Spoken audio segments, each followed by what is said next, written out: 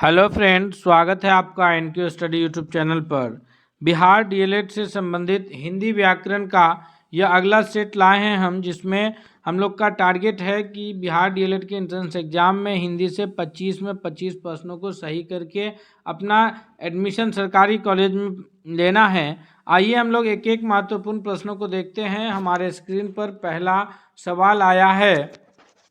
प्रश्न है कि वर्णों के समूह को क्या कहते हैं। वर्ण जिसे हम लोग दो ये में जानते हैं, स्वर वर्ण और व्यंजन वर्ण, क ख ग घ या फिर अ आ ई।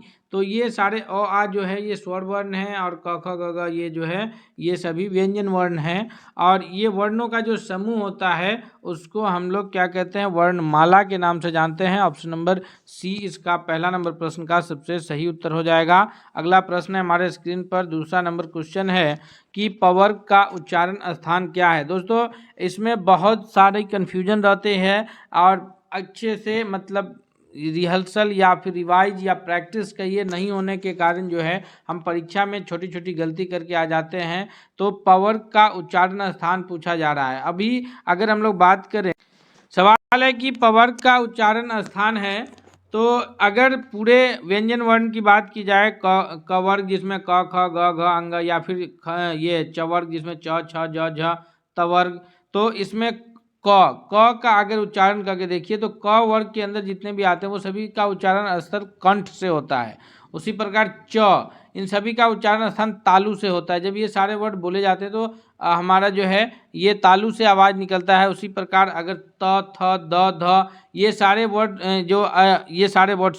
ये सारे जब वर्ड बोले जाते हैं तो वहाँ फिर हमारा दंत से आवाज़ निकलता है। उसी प्रकार प फ ब भ म ये सारे वर्ण जो बोले जाते हैं पवर्ग के, तो ओष्ठ से हमारा आवाज़ निकलता है। इस प्रकार इसका जो उच्चारण स्थान है वो ओष्ठ के रूप में जाना जाएगा। दोस्तों सभी प्रश्नों को हम कवर करेंगे उसके उत्तर की व्याख्या के साथ, जो कि आपके परीक्षा में लाभकारी होगा। इसलिए आपसे रिक्वेस्ट है कि यदि आप हमारे चैनल पर नए हैं तो प्लीज़ चैनल को आप जरूर सब्सक्राइब कर लीजिएगा, साथ ही साथ बेल आइकन को दबाइएगा ताकि कोई भी अपडेट्स आए तो सबसे पहले आप तक पहुंचे। सवाल नंबर तीसरा है कि इनमें से कौन सा शब्द पुस्तक कौन सा शब्द है। तो तत्सम, तद्भव, देशज और विदेशज, ये हिंदी के ऐसे शब्दों को इस प्रकार कैटेगराइज किया गया हिंदी भाषा में कि जो शब्द संस्कृत से हूबहू हिंदी भाषा में प्रयोग किए जाने लगे हैं उन्हें तत्सम कहा गया, तथा जो शब्द को हिंदी संस्कृत के शब्द हैं लेकिन उन्हें थोड़ा सा परिवर्तन करके जब उसे प्रयोग में लाया गया हिंदी भाषा में तो उन्हें तद्भव कहा गया। उसी प्रकार कुछ ऐसे शब्द हैं जिनका जो है प्रयोग हम लोग के देसी बोलचाल की भाषा में आने की वजह से उसका प्रयोग जो है हिंदी भाषा में होना शुरू हो गया, जैसे लोटा। तो ये सारे शब्द जो है वो देशज शब्द कहलाते हैं। और कुछ ऐसे शब्द हैं जिनका प्रयोग जो है अन्य भाषाओं से होते हुए शब्द जो है हिंदी भाषा में प्रयोग होना शुरू हो गया, तो उसे हम लोग कहते हैं विदेशज शब्द। जैसे अगर हम लोग लिखते हैं डॉक्टर, जब इस प्रकार हम लोग डॉक्टर लिखते हैं तो डॉक्टर के लिए चिकित्सक जो है ये हमारा देशज शब्द, देशज कह रहे हैं, ये हमारा तत्सम शब्द होगा जो कि संस्कृत से हिंदी में लिया जाएगा। लेकिन अगर हम डॉक्टर को इस रूप से हम लोग लिखें तो ये सब विदेशज कहलाएंगे। हालांकि हिंदी भाषा में अब डॉक्टर इस प्रकार से खूब प्रयोग हो रहे हैं, लेकिन डॉक्टर का सही ये क्या है, DOCTOR, ये अंग्रेजी भाषा के शब्द हैं, लेकिन हिंदी में इस प्रकार डॉक्टर लिखते हैं तो ये विदेशज कहलाते हैं। तो उसी प्रकार पुस्तक जो है यह तत्सम शब्द है। ऑप्शन नंबर बी इसका सबसे करेक्ट आंसर होगा। नेक्स्ट प्रश्न की ओर बढ़ते हैं। सवाल है कि आग कौन सा शब्द है। दोस्तों आग के लिए जो संस्कृत में शब्द इस्तेमाल होते हैं वो अग्नि, तो अग्नि अगर है तो वह तत्सम होगा, लेकिन अग्नि को मॉडिफाई करके हम लोग जब आग शब्द बोलते हैं तो आग जो है वो तद्भव होता है, अर्थात ऑप्शन नंबर बी सबसे करेक्ट आंसर होगा। अगले प्रश्न की ओर बढ़ते हैं हम लोग। नेक्स्ट क्वेश्चन हमारे स्क्रीन पर है, क्वेश्चन नंबर 5 है कि फूल कौन सा संज्ञा है। देखिए तो फूल का अलग अलग नाम होता है, बेला, गुलाब, चंपा, चमेली। तो इस प्रकार यहाँ पर नाम नहीं दिया गया है, सिर्फ यह पूछा जा रहा है कि फूल कौन सी संज्ञा है। तो फूल तो पूरी एक प्रकार की जाति है और ये जातिवाचक संज्ञा के रूप में आ जाएगा, अर्थात ऑप्शन नंबर इसका बी सही से उत्तर होगा कि फूल जो है वो जातिवाचक संज्ञा है। अगले प्रश्न की ओर बढ़ते हैं। सवाल नंबर 6 है हमारे स्क्रीन पर कि ईमानदारी कौन सा संज्ञा है? तो ईमानदारी है या बेईमानी है या फिर चोरी है या दर्द है, ये सारे ऐसे संज्ञा है जिसे हम लोग फिजिकली देख नहीं पाते हैं, छू नहीं पाते हैं उसे, तो इस प्रकार की संज्ञा भाववाचक संज्ञा कहलाती है। एब्स्ट्रैक्ट नाउन अंग्रेजी में इसे ही कहते हैं हम लोग।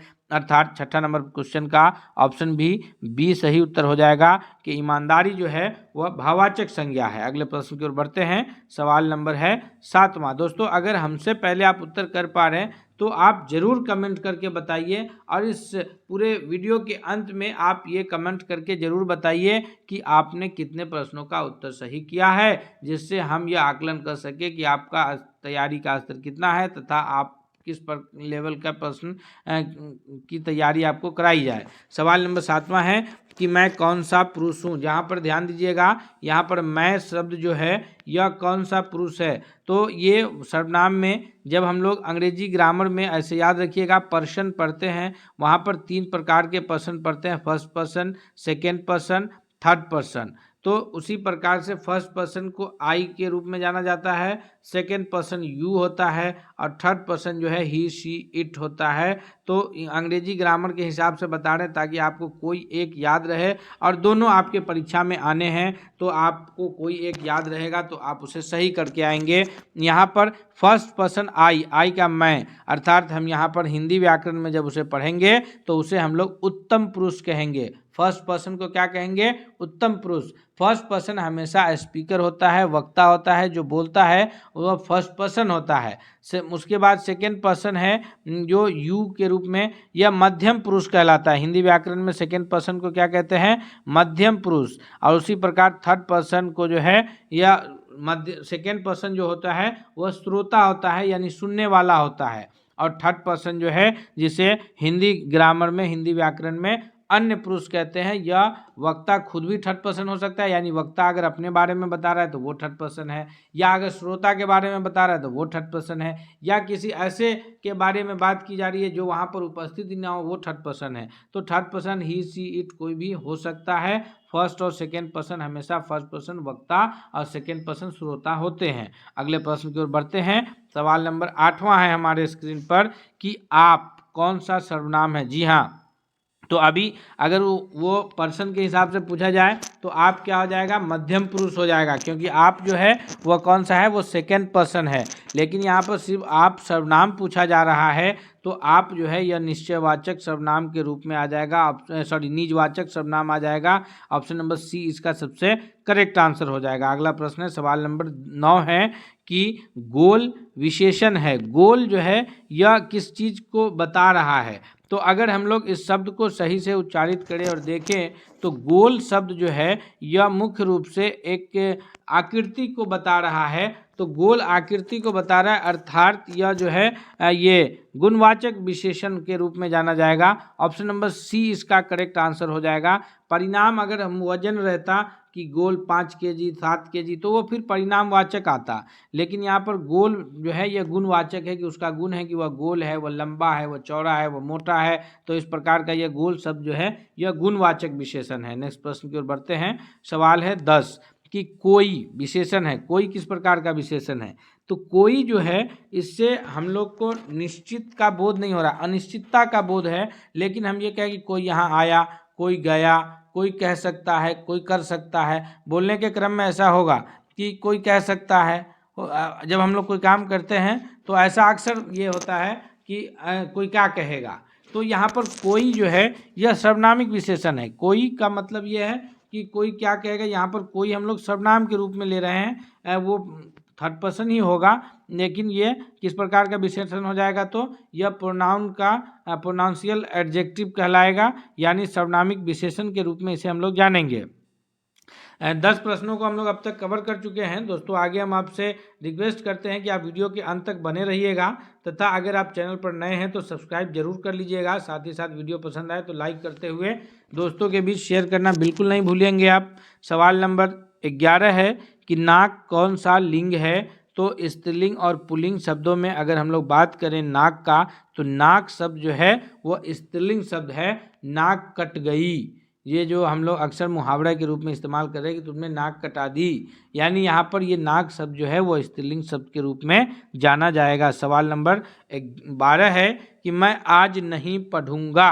वैसे तो बच्चों को पढ़ने का कभी इच्छा नहीं होता है, लेकिन याद रखिए बिना पढ़े कोई गुजारा नहीं है। तो ये जो है मैं आज नहीं पढ़ूंगा, यह वाक्य कौन सा वाक्य है? तो यह वाक्य जो है चूंकि यहाँ पर नहीं शब्द लगा हुआ है, अर्थात निगेटिव सेंटेंस के रूप में इसे जानेंगे, नकारात्मक वाक्य कहेंगे। और यह निषेध किया जा रहा है, अर्थात निषेधवाचक कि मैं नहीं पढ़ूंगा, यहाँ पर इनकार है कार्य को करने का, निषेध हो रहा है, निषेधवाचक वाक्य हो गया। Option number A correct answer हो गया। सवाल नंबर 13 है कि यदि तुम चलो तो मैं भी चलूं, यदि तुम चलो तो मैं भी चलूं। यहाँ पर क्या है कि एक शर्त वाली बात है कि तुम चलो तो मैं भी चलूं, तो यहाँ पर एक संकेत दिया जा रहा है, संकेतवाचक वाक्य के रूप में इसे हम लोग जानेंगे। आज्ञा नहीं कहेंगे, क्योंकि आज्ञा होगा कि तुम जाओ मैं आता हूँ, या तुम चलो मैं आता हूँ। तो अगर इस प्रकार का शब्द रहता तो फिर वो आज्ञावाचक शब्द वाक्य होते, लेकिन यहाँ पर यदि तुम चलो तो मैं चलूंगा, तो ये हो जाएगा संकेतवाचक वाक्य। Option number C correct answer हो जाएगा। सवाल नंबर 14 है हमारे स्क्रीन पर कि निम्नलिखित में से इच्छा का पर्यायवाची शब्द नहीं है। जी हाँ, इच्छा जिसका पर्यायवाची शब्द लिप्सा, कामना, अभिलाषा, लेकिन यातना जो है शब्द ऑप्शन नंबर सी 14वां का, यह इच्छा का पर्यायवाची शब्द नहीं है, यानी इच्छा की जगह पर हम इस शब्द का प्रयोग नहीं कर सकते हैं। अगले प्रश्न की ओर बढ़ते हैं। सवाल नंबर 15 है कि शोषक शब्द का विलोम कौन सा है? जी हाँ, शोषक शब्द का विलोम कौन? शोषण से बना शब्द है शोषक शब्द, अर्थात शोषण जो है का जो शोषक का जो विपरीत शब्द हो जाएगा, उल्टा शब्द हो जाएगा, वो हो जाएगा पोषक। Option number B correct answer हो जाएगा। पोषक सी में भी लिखा है, लेकिन जो सही वर्तनी है वो ऑप्शन नंबर बी में लिखा है, अर्थात ऑप्शन बी करेक्ट आंसर होगा। तो आप देखिए ऐसे ऐसे माइनर गलती भी आप करके आएंगे, आपको शोषक मिलेगा, आप झट से पोषक पढ़ करके ऑप्शन सी अगर टिक कर देते हैं तो आपका 1 नंबर माइनस हो जाएगा, 1 नंबर आपका घट जाएगा आता हुआ आसान प्रश्नों का। तो आपको परीक्षा में इन सारी गलतियों को भी ध्यान में रखना है कि शुद्ध वर्तनी कौन सा है। ऐसा नहीं कि उच्चारण में दोनों एक जैसे हैं, मिलता जुलता है तो हम उसे ही टिक कर दें और हम गलत आंसर को सही करके आ जाएं। अगले प्रश्न की ओर बढ़ते हैं। सवाल नंबर 16 है हमारे स्क्रीन पर कि आरोह का विलोम शब्द क्या है? जी, तो आप थोड़ा सा याद कीजिए, जब आप गणित हिंदी में माध्यम से पढ़ते हैं तो वहाँ पर आरोही अवरोही क्रम से आपका जो है ये पढ़ता है। गणित में आरोही यानी ये बढ़ते क्रम में हम लोग लिखते हैं, अवरोही यानी घटते डिसेंडिंग ऑर्डर कहते हैं उसे। तो आरोह का उल्टा विलोम अवरोह हो जाएगा। ऑप्शन नंबर ए इसका सबसे करेक्ट आंसर हो जाएगा। अगले प्रश्न की ओर बढ़ते हैं। सवाल नंबर 17 है कि विलोम शब्द का सही युग्म सही नहीं है, कौन सा युग्म सही नहीं है? जी हाँ, मिलान कीजिएगा। निष्पक्ष पक्षधर, निष्पक्ष यानी किसी के भी पक्ष में नहीं, पक्षधर उसका विलोम हो गया। उसी प्रकार तिक्कर है, मधुर है, कल्पित है, स्वप्निल है, अचंकित है, संपन्न है। तो अगर सी पर विचार किया जाए, कल्पित यानी कि कल्पना किया जा रहा है, तो वो स्वप्न, दोनों एक ही जैसे शब्द है, स्वप्निल भी है। कल्पित का क्या हो जाएगा? वास्तविक। अगर कल्पना कर रहे हैं, स्वप्न देख रहे हैं, तो उसका विलोम क्या होगा? वास्तविक होगा। इसलिए 17 का ऑप्शन सी सही उत्तर होगा। अगले प्रश्न की ओर बढ़ते हैं। सवाल नंबर है 18वां नंबर प्रश्न है कि अनिवार्य का विपरीतार्थक या अनिवार्य का भी हमको विलोम शब्द बताना है। तो अनिवार्य का जो विलोम है, अनिवार्य यानी अंग्रेजी में इसे कंपलसरी कहेंगे, कंपलसरी का ऑप्शनल होगा विलोम शब्द। ऑप्शन नंबर बी सही उत्तर हो जाएगा कि ऐच्छिक जो है यह अनिवार्य का विलोम शब्द है। अगले प्रश्न की ओर बढ़ते हैं। सवाल नंबर 19 है कि जिसमें अपमान का भाव हो वह हंसी क्या कहलाती है? यानी अगर हम किसी को अपमानित करते हुए किसी पर हंसते, ऐसे हम दोस्ती में बैठ करके अगर हंस रहे हैं तो वो नहीं, अगर हम किसी को अपमानित करते हुए हंसते हैं तो वहाँ पर वो उपहास कहलाता है, यानी हम उसका उपहास करते हैं। अगर ये इस प्रकार की हंसी के लिए क्या शब्द आएगा हिंदी व्याकरण में? उपहास शब्द आएगा। दोस्तों हम सारे प्रश्नों को आपको कैसे तैयारी कराएंगे ताकि आपकी परीक्षा बहुत बेहतरीन जाए, इसलिए आपसे रिक्वेस्ट है कि अगर आप हमारे चैनल पर नए हैं तो सब्सक्राइब जरूर कर लीजिएगा। प्रश्न 20वां है कि किस वाक्यांश के लिए दिया गया शब्द सही नहीं है। किस वाक्यांश के लिए दिया गया शब्द सही नहीं है, प्रश्न को हम एक एक करके पढ़ना होगा।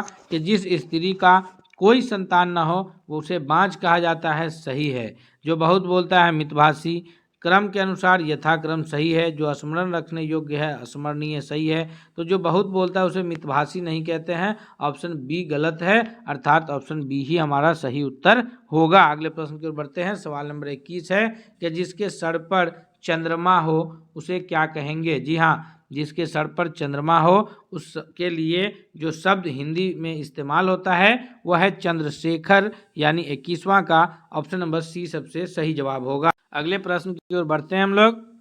सवाल नंबर 22 है कि वन में लगने वाली आग वाक्यांश के लिए एक शब्द कौन सा है।